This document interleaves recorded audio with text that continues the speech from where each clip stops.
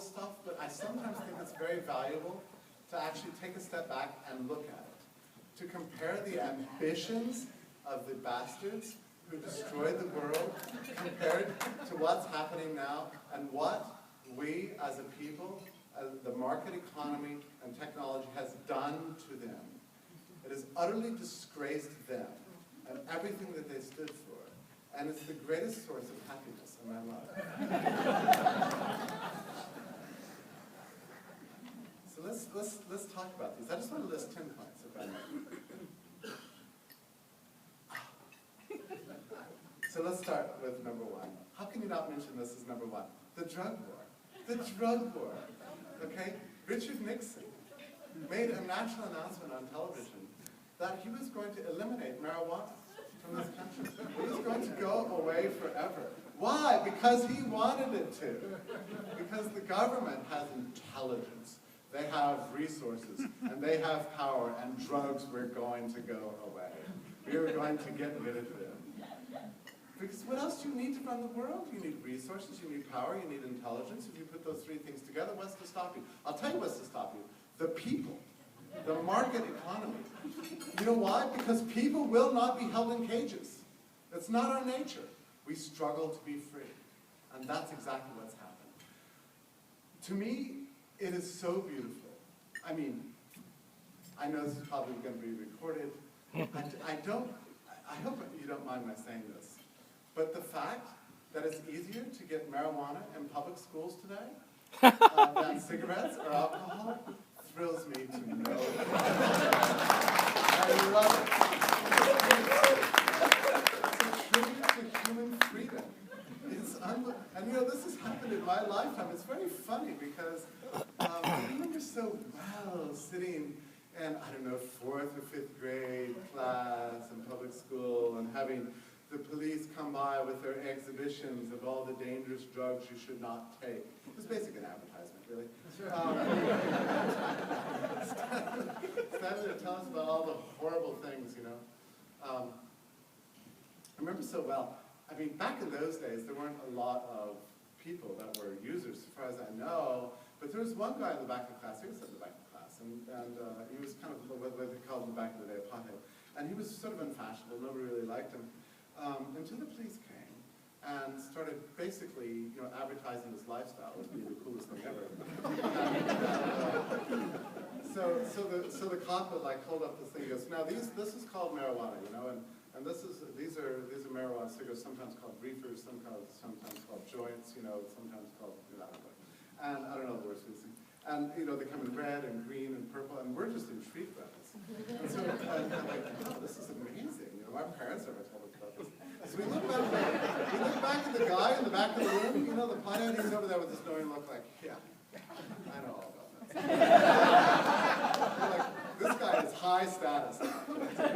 So then he goes on to other hard drugs. You know, this is the really dangerous stuff, and he goes through the list. And the guy's back there is probably pretending, right? He's like, yeah, I know all about that. So then after the class ends, we're all surrounded. Can you tell us any more about these horrible drugs you're not supposed to take? I didn't realize it at the time. But that was the end. I mean, you can't do this. It doesn't work. You know, you have elites in uniforms coming and telling you not what to do. I don't know if it's the nature of the human person or the nature of Americans or public schools. I don't know. Like as I say, we just don't like to be held in cages. It draws us. You know, it draws us. It attracts us. At least we want to know. You know, we want to bite the apple. It's just our nature. I don't know why.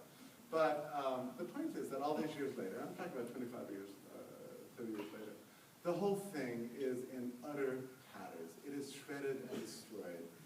My friends, it's only a matter of time. It's going to be legal all over the place. It might as well be legal now. The whole thing has become a national joke. It is a disgrace for the state. All of the resources they've wasted and squandered on this idiotic war on drugs. It must come to an end immediately, and it will.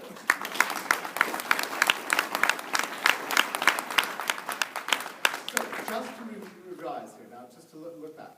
So, Kuhnian paradigms. We have a paradigm, we have a theory, and there's too many anomalies, right? So our theory is we're going to get rid of drugs because we have a lot of power and wisdom and resources, we're going to make them go away.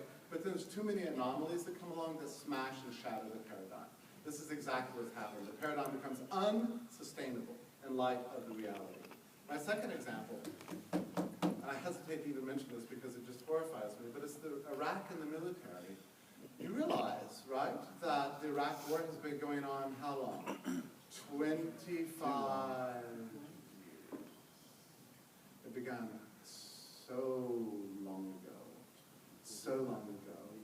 where the US military and the elites and their civilian advisors and these wonderful intellectuals looked across the pond and said, that country is no good. We can fix it up for you. And there was a war. And the war was horrible. And then there were 10 years of sanctions, and it starved hundreds of thousands of people. And then that wasn't enough. There had to be another war, and that wasn't enough. So we installed a government, and we sent advisors over there to transplant our beautiful system of government so that Iraq could be a wonderful country again. And that didn't work. And now we're looking at something like a 4 or 5-way civil war. A country utterly shattered and destroyed. 26 years ago, there were symphonies, there were universities, there was civilization. Women had rights in Iraq, one of the few countries in that part of the world in which women could have bank accounts and drive, and you could get a drink, actually, from bars on the streets. Now you look at a country of massive suffering, bloodshed, division, and nothing short of unbelievable calamity. This was 100% caused by a bad theory implemented by the elites who are ruling this country. This is a ghastly, ghastly project. But what's interesting now about it, it's very intriguing. I don't know if you read the news about all this. Essentially, no one knows what to do. No one. Obama wants to send maybe some airplanes to bomb people. Who should we bomb? Yeah, I don't know, actually. Like somebody. Just somebody to remind them to comply. Oh yeah, that'll work. Yeah, they'll comply. A few bombs will make, yeah, three successive wars and 25 years of hell and coercion, haven't worked. But a few extra bombs, the day after tomorrow, that'll shape everybody up. The whole thing is destroyed. This was supposed to be the model of how the US military was going to run the world. How we could use our power to make the world a more beautiful place. I mean, unintended consequences doesn't quite describe it. It was an unbelievable calamity. So here we have again a theory colliding up against anomalies, to say the least. Nothing has worked for anyone, and it's a disaster. I really do think that we're looking at the very end of the military congressional industrial complex and all of their imperial visions. It's coming.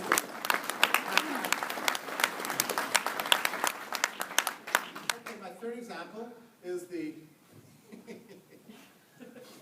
FCC. You know that this is our Ministry of Information, right? This is our propaganda. Yeah, so there was a time when the US elites imagined that they would control all communication. Yes, my friends. There would be no communication without the permission of the central state. And we would hear things like fireside chats, Bob, our great leader in Washington, who would buck us up and give us hope in the midst of despair. And there was no other way to communicate with each other. We had to be right next to each other. We could send a smoke signal, or we could put a cup on a string maybe, or send it through a carrier pigeon, or put a note in a bottle and send it across the ocean, but that was it.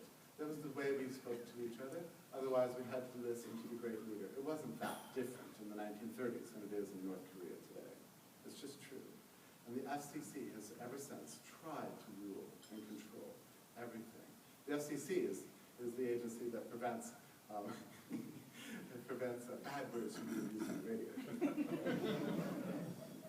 So I'm always amused by this because I just, I glory in how private enterprise outsmarts the planet, in every case. The censorship of radio is the best thing that ever happened to the music industry in this country, really. Because what happens is now you listen to a song on the radio and you're listening to it and there's boop and there's a boop and you think, what the hell is this saying? I guess I'm going to have to go to iTunes to buy this. This is a great racket. It's really very funny. There is no more censorship left. It's gone. They can try to control it. They can spy on us. They can surveil us. And I know I'm being surveilled. I think of this with every email I send. I think, enjoy this one, and I say, read it and weep. I realized that all my emails were being watched when they took down Silk Road. That was going to be the end of online drug markets. Just like the end of Napster, that was it for file sharing. There were no more file sharing. They took down my friend's website, Silk Road, and I didn't know the identity of the Dread Pirate Roberts until they had arrested him. And so I quickly went through my email archives and found a vast and very interesting correspondence, actually, in which I personally volunteered to host the Silk Road. So, at that moment, I realized that I was definitely on the watch list. I think the watch list comes out soon. Edward Snowden's going to reveal the watch list, the NSA watch list. I'm going to be personally devastated if I'm not on there.